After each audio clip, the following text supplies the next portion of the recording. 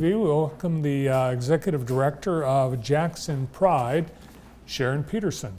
Hi, Sharon. Hi, Bart. How are you? I'm good. Good to see you. Welcome back. Great. It's great to be here. So we've got a couple of events that we want to talk about today. Let's talk about the one that's coming up this week. Yeah, this Friday night, 7 to 10 p.m., we're going to be at Art 634 upstairs for RuPaul's Drag Race finale of the season. Really exciting, a watch party. And then we'll showcase some of our local talent in a drag show. So the watch party crowns the winner, and then afterwards, a drag show. Yeah. And how many people, how many participants do you have in your extravaganza? Well, we're going to have several performers, and those are being handled by Rain, who's a performer herself, young adult who's really sweet, very tall, and very exciting when she performs. So I'm going to leave those details to her. But it is, by the way, a sober event. So we were going to have non-alcoholic beverages and snacks, 50-50 drawing. People will be able to vote for who they think is going to be the winner on the RuPaul show before that finale.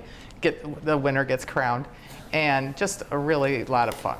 All right, so it's season 8 of RuPaul's Drag Race and the finale. So how many contestants are remaining for the finale? I think there's still several, but I can't swear upon the number myself. I'm sorry, that's not a number I brought with me. I did bring a lot of facts about drag, though. Did you know that drag originates around William Shakespeare's time? I'm not surprised. I know you see what actors wore on stage, and I think even at that point in history, women weren't allowed to actually perform on stage. That's right. So they say that drag might, the phrase might come from the petticoats dragging on the stage that the men wore, and another person thought it was because people dressed resembling a girl. So I never thought about acronym, that. Maybe. So it's still open for speculation where the term came from. That's true. That's true. But it originated in the United States in the 1860s in Harlem in New York, where poor, often African-American transsexuals and gay people were able to dress and act. And a lot of what drag is, of course, is making fun of gender stereotypes. Well, it's showbiz. Right. Yeah. Right. It's for entertainment purposes. Right. So is there a cost, or do people get tickets ahead of time for the watch party and drag show? There is just a donation asked for at the door because we're doing the watch party, so we can't actually formally charge admission. Oh, right, yeah, you can't charge for TV. That's right. But we know that our supporters will just give a donation if they'd like to. The big event that you're presenting is the Jackson Pride Fest, and that's been scheduled for when? That is Saturday, August 19th, and we have a short parade at 2 o'clock starting at Consumers Energy. Just go down a few blocks, and then we're at Horace Blackman Park. Yeah, I remember last year we had a beautiful sunny day and a pretty good turnout. I think we've got some photos from last year's Pride Fest. Yep, we always have a great turnout at it, and people love seeing that rainbow flag wave. These are great photos. And then what happens, so the parade ends at Horace Blackman Park, and then what all will be going on at the park? Well, we have performers there singing and, bands. Those are being finalized. And we have food trucks, so those will be delicious. And activities, people just having a lot of fun, vendors and information booths. So there's something for everybody there.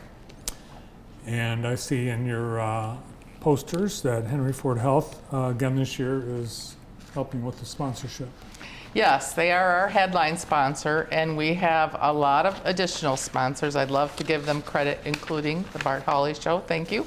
TAC, Dawn Foods, Iron Bark Brewing, AARP, AARP, as you know, the Center for Family Health, Drug Free Jackson, Family Service and Children's Aid, Jackson College and Jackson Public Schools.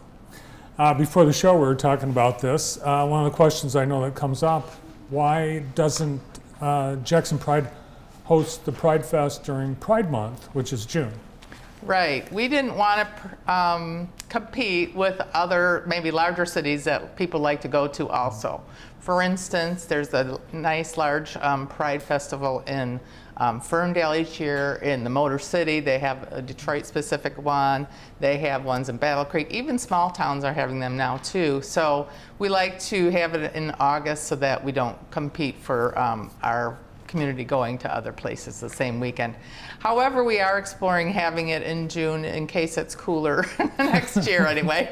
June was a pretty hot month too, but we have traditionally had our family picnic in June, which is for kids and people with families and everybody, and then have our Pride Fest geared toward our community, more adults as much as possible or whatever in August, but we might flip them next year, so we'll see.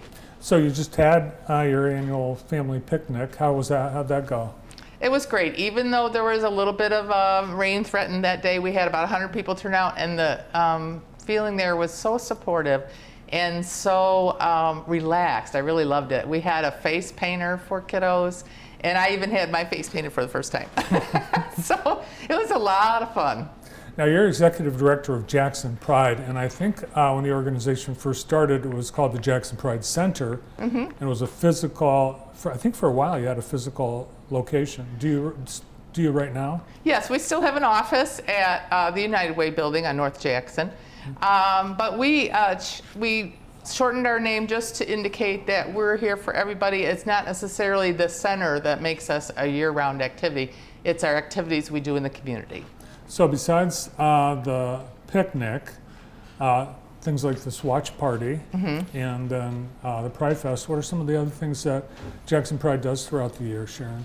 Well, I see one of my roles as an important provider of information and referrals for when people wonder, how can I find housing? How can I find maybe a doctor or therapist or lawyer who's open to LGBT people?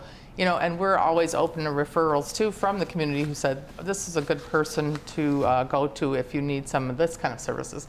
So information referrals is offered year round, and we also do have social and educational events year round. So we like to get together at least monthly, especially for youth. We did have youth meetings at the library.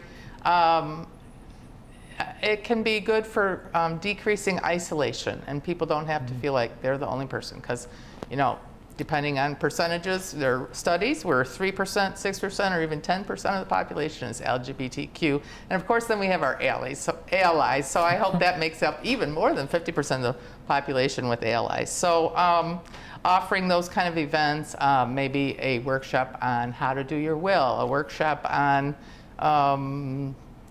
how to find, housing, how to, we've done a lot of referrals and even some clinics for COVID vaccinations and that kind of thing. So just information referrals, I really like to support, and then having at least one social activity per month so that people don't feel isolated. So Jackson Pride, it's a membership organization too, right? Kind of. We don't charge a membership fee, but we encourage the community to become involved. We have a monthly newsletter events calendar listing, and so people can subscribe to that with their email. We basically just we survive on donations, grants, and sponsorships and things like that. So it's not extra a membership fee, but by donation is great. All right, so let's talk, reminder once again about the 2 upcoming events that you're invited to. The first is the season 8 finale watch party of RuPaul Drag Race this Friday, and starts at 7. Right. Upstairs. Is this the former Jackson School of the Arts space? Probably. Yeah. Yeah. So they had a big dance space, so now a watch party. And then the drag show right there, right after. Right there, and in fact, some of those side studios and things are going to be the dressing rooms for the drag show folks to get course. ready for the big stage. So that's great. We appreciate the Art 634's sponsorship of this too, or involvement with us. And then a month from today, Yeah, August 19th, yeah. Jackson Pride Fest. And what time will that start?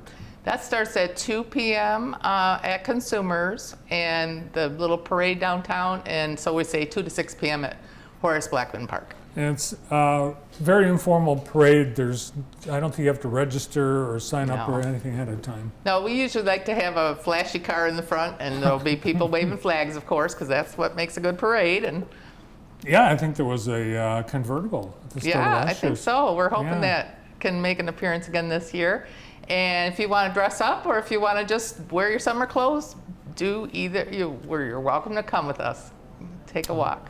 And if someone would like to be a sponsor, exhibitor, a food truck, a community resource at the Pride Fest, you've got a spot on the web, people can get a hold of you. Yeah, so the easiest way to do that is to email, and it's pretty easy, info@jacksonpridecenter.org. So we still have the center in that email address. info@jacksonpridecenter.org. Great. Well, thanks for coming in today, Sharon. Oh, I'm so glad you had me, Bart. Thanks. You bet. The RuPaul Drag Race event this Friday, and then Pride Fest Sunday, August 19th. Saturday, August 19th. Yes. Thanks to Jackson Pride Executive Director Sharon Peterson. And thank you, Bart. Thank It's you. great to see you again. Always good to see you too. Yeah. We've got more things.